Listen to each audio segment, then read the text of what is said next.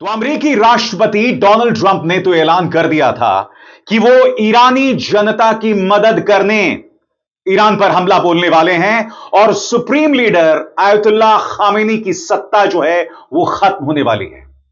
मगर फिर अचानक ऐसा क्या हुआ, मैं आपको बतलाना चाहता हूं दोस्तों।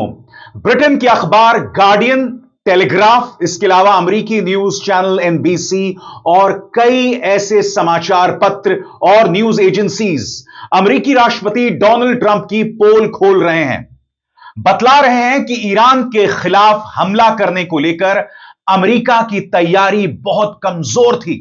सबसे बड़ी बात, अगर अमेरिका हमला कर देता तो उसका कोई असर नहीं पड़ता। सही सुना आपने, कोई असर नहीं पड़ता। इसके अलावा याद कीजिएगा दोस्तों, 2025 जून में जब अमेरिका ने अपने B-2 बॉम्बर्स के जरिए ईरान पर हमला किया था, वो महीना और आज की तारीख ईरान ने अपनी सुरक्षा को चाक चौबंद कर दिया था। ये तमाम जानकारियां मिल रही हैं और जब ये बातें डोनाल्ड ट्रंप को समझाई गई और उन्हें यह भी समझाया गया कि ना यूएई उनके साथ है, ना सऊदी अरब उनके साथ है, ना कतर उनके साथ है, ना तुर्की उनके साथ है, डोनाल्ड ट्रंप के पास कोई विकल्प नहीं था बल्कि इस जंग से अपनी हाथ खींचने को लेकर। जी हां, उनके पास कोई विकल्प नहीं बचा था। सबसे पहले दोस्तों मैं आपको बतलाना चाहता हूं ब्रिटेन के अखबार टेलीग्राफ ने इस बारे में क्या कहा है। इससे यह भी पता चलता है कि अमेरिकी राष्ट्रपति डोनाल्ड ट्रंप अमेरिका को किस दिशा में ले जा रहे हैं और दुनिया का सबसे ताकतवर देश तैयारी को लेकर कितना कमजोर रहता है। दरअसल वेनेजुएला के राष्ट्रपति मादुरो को अपने कब्जे में लेकर गिरफ्तार करके, और उस संघर्ष में आपको याद है वेनेजुएला के 50 सैनिक मारे गए थे। डोनाल्ड ट्रंप आत्मविश्वास से इतने सराबोर हो गए थे कि उन्हें लग रहा था कि मैं ऐसा ही कुछ ईरान में कर सकता हूं। मगर फिर जैसे जैसे मामला आगे बढ़ा, उन्हें पता चला कि इतना आसान नहीं होने वाला है। ब्रिटेन के अखबार टेलीग्राफ ने क्या कहा आपके स्क्रीन पर। बीबीसी फारसी ने ब्रिटेन के अखबार द टेलीग्राफ के हवाले से लिखा है, अमेरिकी अधिकारियों को गोपनीय रूप से चेतावनी दी गई कि सीमित विकल्पों और क्षमताओं के कारण देश की सेना ईरान पर हमला करने के लिए तैयार नहीं है। इस खबर के मुताबिक कहा जा रहा है कि ट्रंप ने अपनी राष्ट्रीय सुरक्षा टीम को निर्देश दिया कि वे तभी कार्रवाई करें जब वे शासन के खिलाफ निर्णायक प्रहार की गारंटी दे सकें।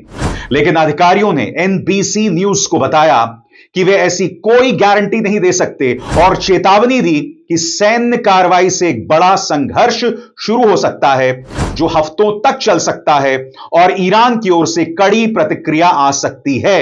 मगर दोस्तों, कार्रवाई होगी या नहीं होगी, अमेरिका ईरान पर जंग थोपेगा या नहीं थोपेगा, अचानक 11 जनवरी को टाइम मैगजीन की यह रिपोर्ट सामने आ जाती है। और 11 जनवरी की टाइम मैगजीन की रिपोर्ट क्या कहती है, गौर फरमाएं। यह रिपोर्ट कहती है कि बयानबाजी को हटा दें तो सीधी बात यह है कि कोई भी सैन्य विकल्प ट्रंप की ओर से किए जा रहे वादों को पूरा नहीं कर सकता। अगर अमेरिका कोई प्रतीकात्मक हमला भी करता है तो वो इतना कमजोर होगा कि उसका कोई महत्व नहीं है। फिलहाल यह संकट भले टल गया हो, लेकिन रक्षा विशेषज्ञों का कहना है कि ईरान की भौगोलिक स्थिति भी उस पर किसी सैन्य कार्रवाई का डेटरेंस मुहैया कराती है। सरल शब्दों में कहा जाए दोस्तों, तो ईरान पहाड़ों से घिरा हुआ है, समुद्रों से घिरा हुआ है, खाड़ियां हैं, और ईरान की जो मौजूदगी है, ऐसे में अमेरिका के लिए उसके साथ सीधा युद्ध मोल लेना आसान नहीं होगा। मैं आपको बतलाना चाहता हूं दोस्तों, बीबीसी हिंदी सेवा ने यह पूरा संकलन किया है जो मैं आपके सामने पेश कर रहा हूं, और इसमें उन्होंने अलग अलग अखबारों को कोट किया है जिससे स्पष्ट हो जाता है कि ईरान के खिलाफ अमेरिका की तैयारी कितनी कमजोर थी। और जैसे कि कुछ देर पहले मैंने आपको बताया, जून 2025 में अमेरिकी B-2 बॉम्बर्स ने ईरान के न्यूक्लियर ठिकानों पर हमला किया था। वो दिन है और आज का दिन ईरान की सुरक्षा व्यवस्था में जमीन आसमान का फर्क आ गया है। आपके स्क्रीन पर दोस्तों, यह है ईरान के डिफेंस मिनिस्टर और commander in chief major general Amir Hatami. उन्होंने बताया है कि पिछले संघर्ष के बाद ईरान ने अपनी सुरक्षा में जबरदस्त परिवर्तन किए हैं। और वो परिवर्तन क्या है वो आपके लिए जानना बेहद जरूरी हो जाता है। रूस की सरकारी न्यूज एजेंसी तास के मुताबिक अमीर हतामी ने कहा, जून 2025 में हुए 12 दिनों की युद्ध की तुलना में आज ईरानी सशस्त्र बल बहुत ज्यादा तैयार हैं। वो युद्ध ईरानी सेना के लिए अलग अनुभव था जिसने हमारी ताकत बढ़ाई, सैनिकों की ट्रेनिंग का स्तर ऊंचा किया और अलग अलग यूनिट्स के बीच तालमेल बेहतर किया। ईरान ने अपने सशस्त्र बलों की क्षमता को मजबूत किया है ताकि वे किसी तरह के संभावित हमले को रोक सकें और ईरान की सुरक्षा वह संप्रभुता की रक्षा कर सकें। इसमें दो राय नहीं है कि अमेरिका के पास जो B-2 बॉम्बर्स हैं उनका कोई जवाब नहीं है, मगर जब आप एक जंग छेड़ते हैं तो आप सिर्फ एक किस्म के हथियारों पर आश्रित नहीं हो सकते। आपको कई मुद्दों को फैक्टर इन करना पड़ता है, कई मुद्दों पर गौर फरमाना पड़ता है। मसलन ईरान की भौगोलिक स्थिति, अमेरिका इसे नजरअंदाज नहीं कर सकता था। सबसे बड़ी बात, अमेरिका पूरी तरह से आश्रित था कतर के ऊपर, यूएई के ऊपर, सऊदी अरब के ऊपर, तुर्की के ऊपर, और तुर्की के सरकारी प्रवक्ता ने सीधे तौर पर इस्राएल की आलोचना की थी।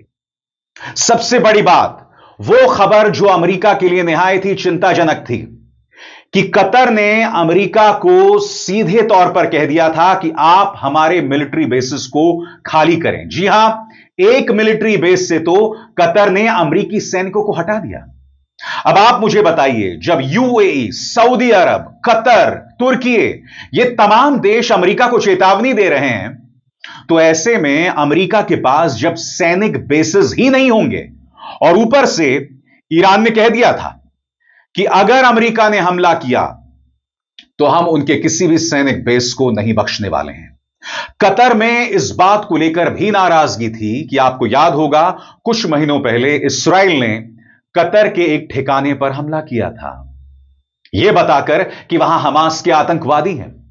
कतर में उस मुद्दे को लेकर भी जबरदस्त आक्रोश था, यानी कि इस्राएल और अमेरिका को लेकर उसके जो तमाम सहयोगी देश हैं उनमें विश्वास खत्म होता जा रहा था। और सबसे बड़ी बात, ईरान की भौगोलिक स्थिति, और मैं आपको बतलाना चाहता हूं कि ईरान किन किन खाड़ियों से, किन किन समुद्रों से और किन किन पहाड़ों से घिरा हुआ है। दोस्तों, मैं आपको बतलाना चाहता हूं कि उसके उत्तर में कैस्पियन सागर, दक्षिण में फारस की खाड़ी और ओमान की खाड़ी, पूर्व और पश्चिम में रेगिस्तान पहाड़, पश्चिमी सीमा पर जाग्रोस पर्वत श्रृंखला और उत्तर में एल्बुर्ज पहाड़ है। और मैं चाहूंगा दोस्तों आप इस जाग्रोस पर्वत श्रृंखला पर गौर करें। और मैं अब आपको पीछे लेकर चलना चाहता हूं 1980। आपकी स्क्रीन पर यह है सद्दाम हुसैन। सद्दाम हुसैन ने 1980 में ईरान पर हमला कर दिया था।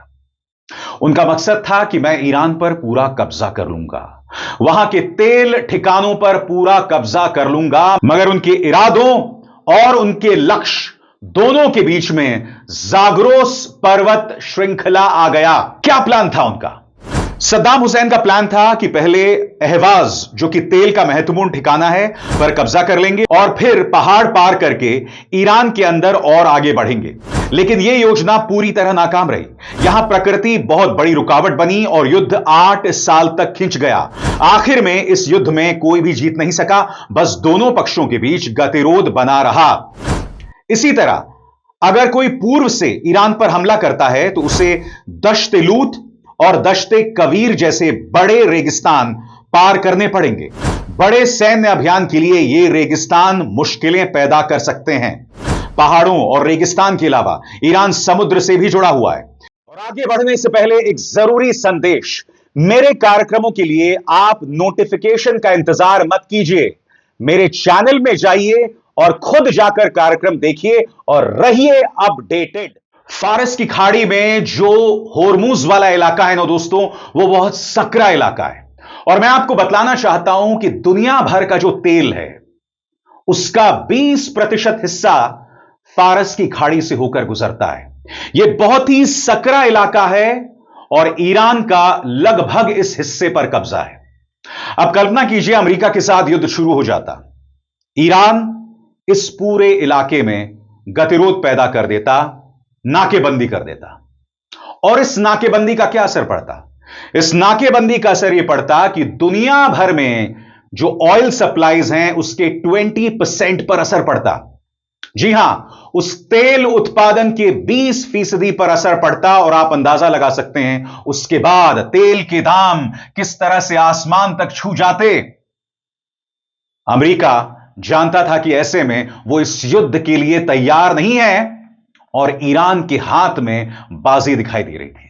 इसके अलावा अगर हम दुनिया भर के सैन्य ताकतों की बात करें तो ईरान टॉप 20 में है। जी हां, 146 सैन्य शक्तियों में ईरान 16वें नंबर पर आता है।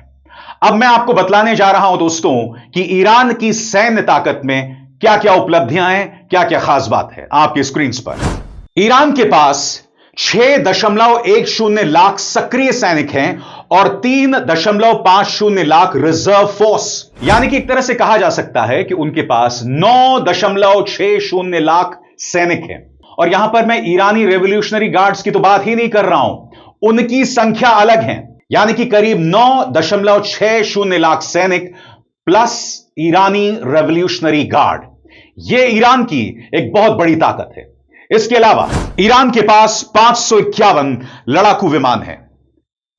अनमैन्ड एरियल व्हीकल के मामले में ईरान दुनिया के टॉप देशों में शामिल है। ईरान के पास नौसेना में 147 एसेट हैं, जिनमें करीब 25 सबमरीन भी शामिल हैं। जी हां, उनकी नौसेना में करीब 25 सबमरीन्स भी शामिल हैं। इसके अलावा ईरान का परमाणु कार्यक्रम, जिस पर एक बहुत बड़ा रहस्य बना हुआ है। जब B-2 बॉम्बर्स ने ईरान के परमाणु ठिकानों पर हमला किया था, उसके बाद से IAEA यानी कि इंटरनेशनल एटॉमिक एनर्जी कमीशन जो है वो ईरान में नहीं घुस पाया। लिहाजा उसके परमाणु कार्यक्रम को लेकर भी रहस्य बना हुआ है।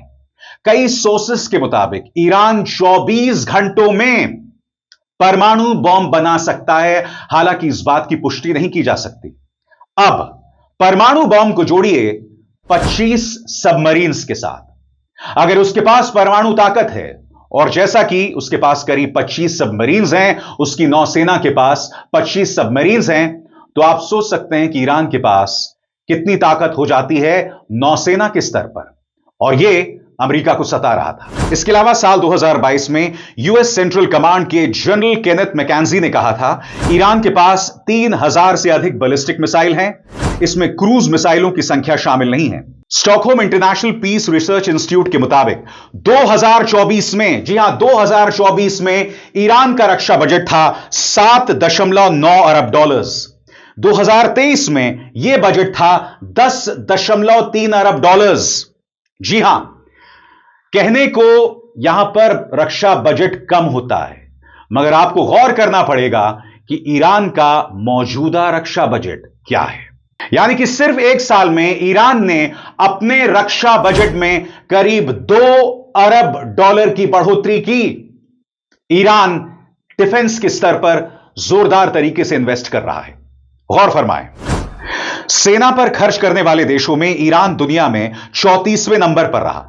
ईरान ने साल 2025 के आंकड़े जारी नहीं किए, लेकिन उसने डिफेंस बजट में 200% वृद्धि के साथ इसे $16.7 अरब तक ले जाने की योजना बनाई। गौर फरमाएं दोस्तों, 200% की वृद्धि। और मैंने आपको बताया था 2023 में ईरान का रक्षा बजट जो था वो था $10.3 अरब, और अब यानी कि 2026 आते आते यह $16.7 अरब हो गया, यानी कि करीब $6 अरब की बढ़ोतरी। और यह अपने आप में काफी चिंता पैदा करता है उसके प्रतिद्वंद्वियों के लिए, खासतौर से इस्राइल और अमेरिका। यानी कि सरल शब्दों में कहा जाए दोस्तों, ईरान से सीधा पंगा लेना अमेरिका के लिए आसान नहीं होगा।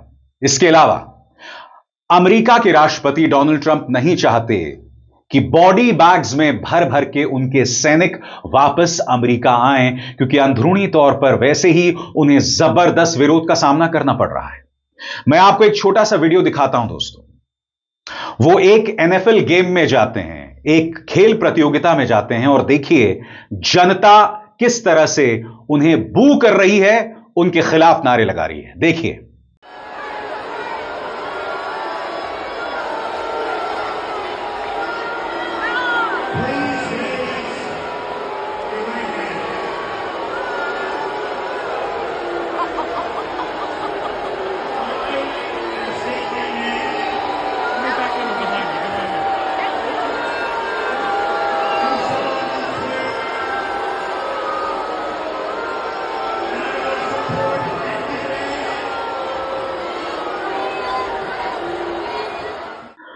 तो यह डोनाल्ड ट्रंप की हालत है देश के अंदर।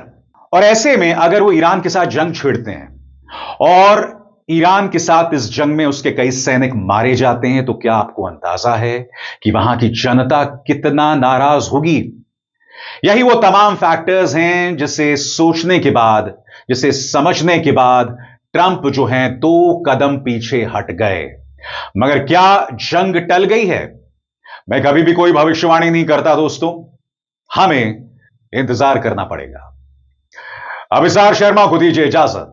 नमस्कार।